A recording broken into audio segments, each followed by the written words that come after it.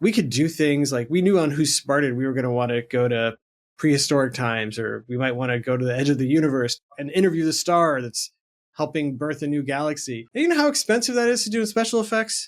Like, no way. We can't afford that. So there's that also.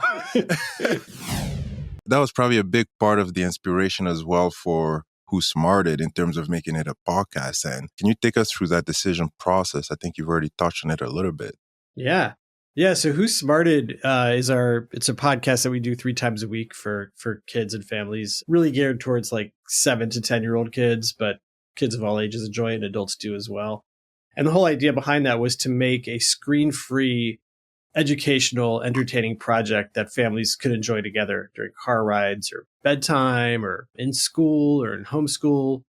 To make something short that you'd finish it and you'd feel satisfied and like you had fun, but not to have to be on a screen, to be able to be off a screen and listening. And it's not only about just taking a break from the screen, which is actually good for your eyes and brain, like literally, but it's also good for your imagination to listen to something that's audio, not having someone else say, here's exactly what this looks like.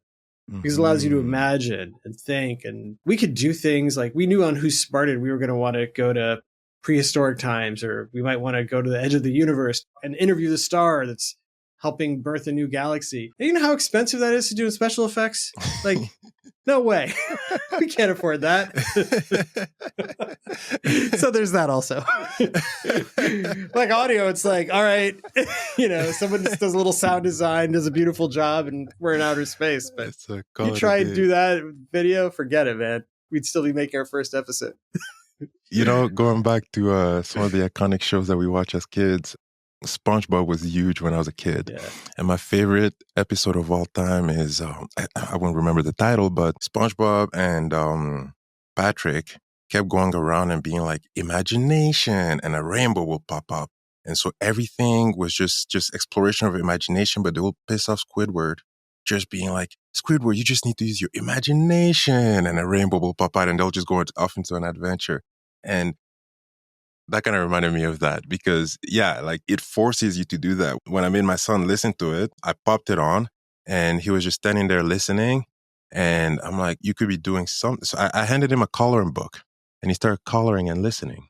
And he was actually paying attention and he started, diving into it. And right away he went to he looked for whatever episode he could find on soccer because he's big on that right now.